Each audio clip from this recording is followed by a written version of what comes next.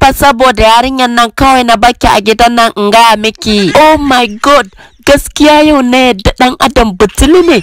Ka manta lokacin da ka zo ka durƙusa da kafafunka a gabana kana roƙona akan na aure ka. Kai mama, kuma ranan nan na ji kuna hira da ƙawarki akan duk wacce ta auri mijinki sai kin kahe ta. Yarinya ta, wallahi lokacin da na auri uwarki na bayar ustaziya ce.